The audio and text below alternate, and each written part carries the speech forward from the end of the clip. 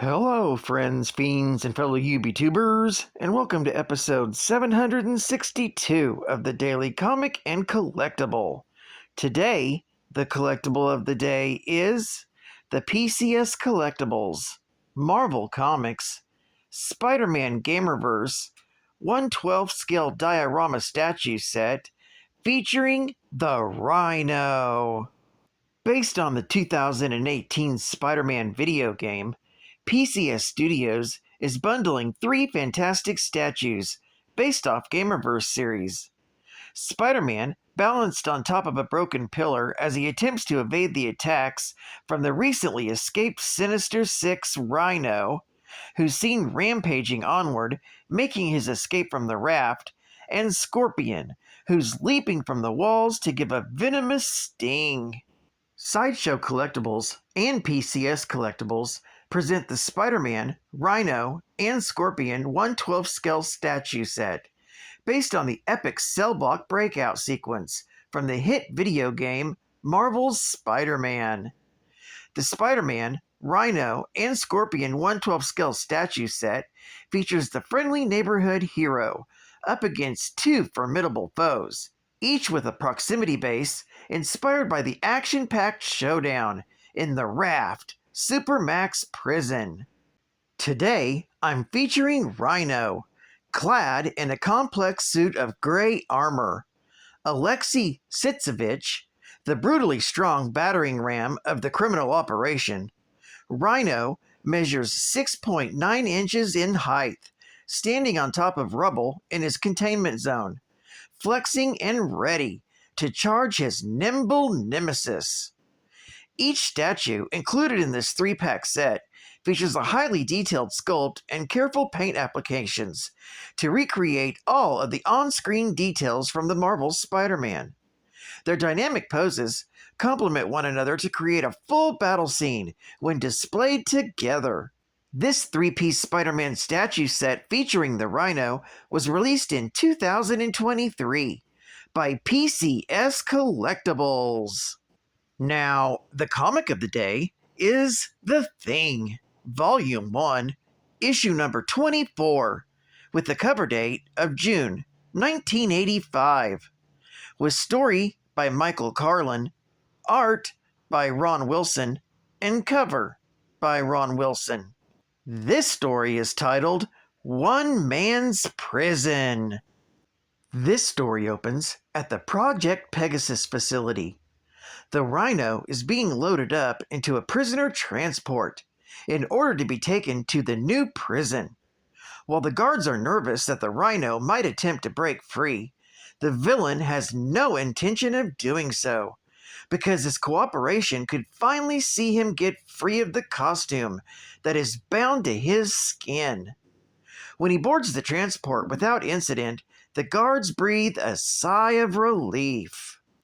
Meanwhile, at the New York City Port Authority, the Thing is purchasing a ticket to take him out of the city and away from the Fantastic Four after he had a falling out with the group. As he boards a bus headed out of town, he's unaware that his old foe, the Miracle Man, is also boarding on the same bus. The villain recognizes the Thing almost instantly and wonders if this is merely a coincidence. The Miracle Man then recalls back to his first clash with the Fantastic Four, and how years later he learned the power of mind over matter from the ancient Chimuzwa tribe, before losing those powers battling the Defenders. The Miracle Man is hoping to gain an ally to help him regain those lost powers. Aboard the bus, the Thing is interrupted by a hippie sitting in the seat next to him, who wants to know if he'd like to play a game of Trivial Pursuit. An offer Ben declines. As the man insists that they play together, Ben reflects back on his time in the Secret Wars extended stay on Battleworld, and how he apparently lost the ability to change back to human form forever.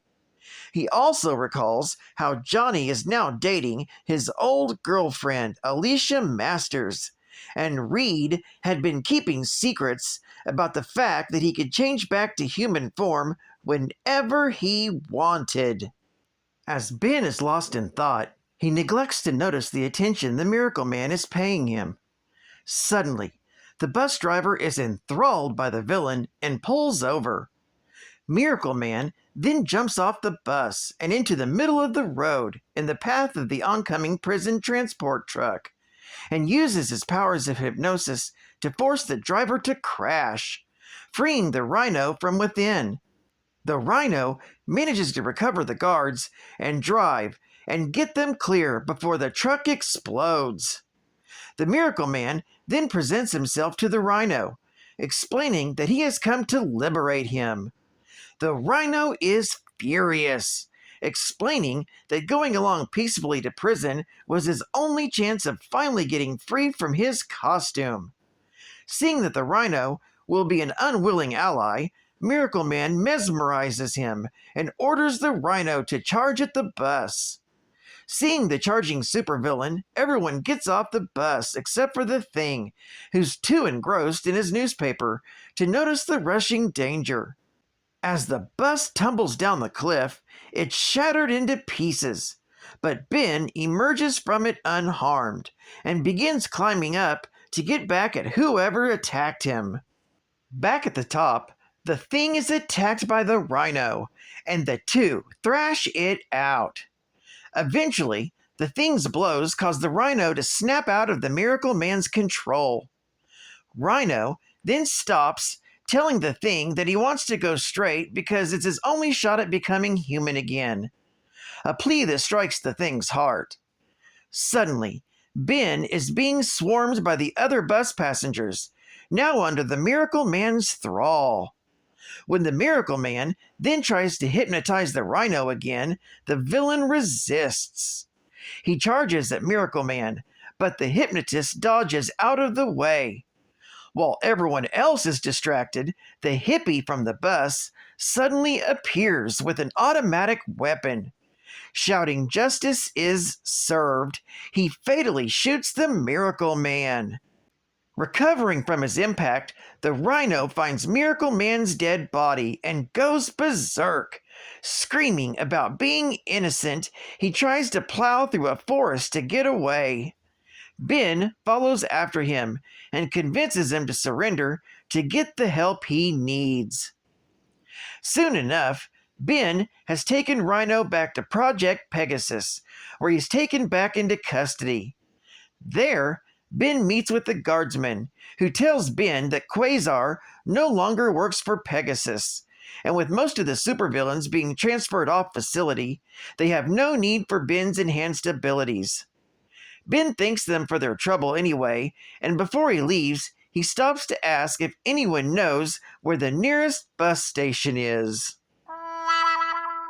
This story is continued in The Thing, issue number 25.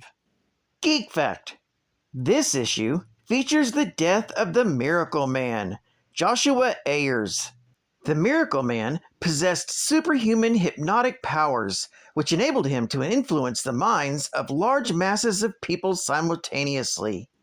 Apparently, he could telepathically plant his hypnotic illusions in the minds of his victims, for they would see the illusions without being told what to see. The Miracle Man's hypnotic powers even worked over television. The Miracle Man could not use his hypnotic powers without making eye contact with his victims, either in person or over television. These abilities have been described as psionic in nature. However, the source of his powers remain a mystery. Bonus Geek Fact. The hippie that guns down Miracle Man in the story is secretly the first Scourge of the Underworld, a trained supervillain assassin. U.S. Agent Number 4 later reveals that the Scourge program was funded by Thomas Holloway, previously the World War II hero known as the Angel. The Scourge of the Underworld is originally depicted as an unarmed vigilante, dedicated to killing criminals. His killing spree reached its apex in Captain America, issue number 319, with a cover date of July 1986, where he killed 18 criminals at an underworld meeting. Scourge's list of victims is very extensive, including the Enforcer, the Hate Monger, Titania, Basilisk, Death Adder, Red Skull, Albert Malik, Hammer and Anvil, the Jaguar, Mirage, Cheetah, Firebrand, and many, many more, totaling over 53 individuals. Advertising ad fact. Another big hit from Bonkers! Fruit candy!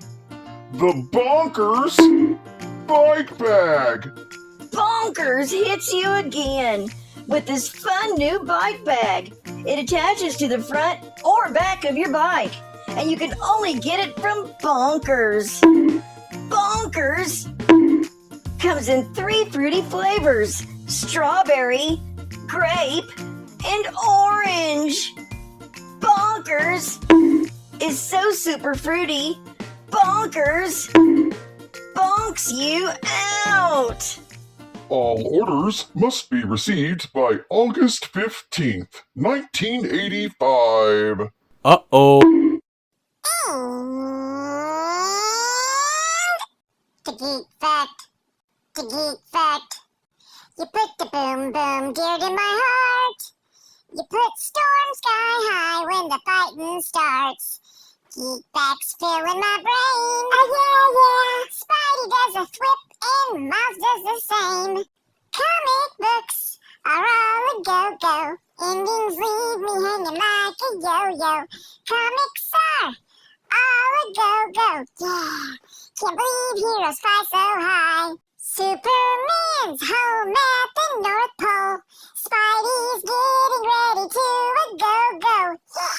Doc Ock's going down tonight. Yeah.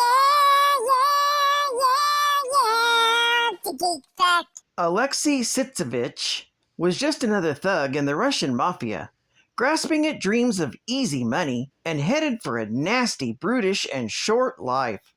Seduced by promises of wealth and power, Alexei underwent a life-threatening series of chemical and radiation treatments throughout several months to transform him into an agent with superhuman strength for a collective of professional spies.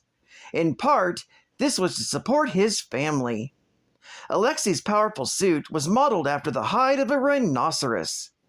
2 scientists named Igor and Georgi chose this form both for its visual impact and in recognition of the fact that the rhinoceros was the result of countless generations of evolution towards the ultimate form for armored assault.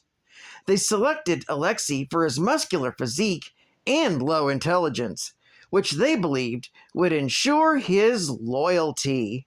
In this story, while being transferred to another facility, the Rhino was freed by the Miracle Man, who wanted the Rhino to help him regain his lost mystical powers.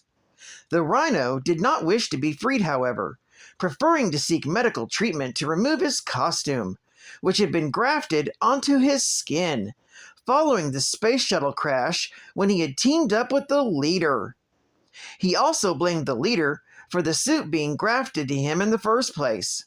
With the aid of the Thing, the Rhino opposed the Miracle Man and accompanied the Thing back to Project Pegasus, where they again attempted to transfer him to the medical facility as arranged. Well, I'd like to thank you for joining me for this very special return of the Daily Comic and Collectible, and I hope to see you again Wednesday. This is Cat Fan Comicsman, and I'll catch you on the flip, my babies. Over and out.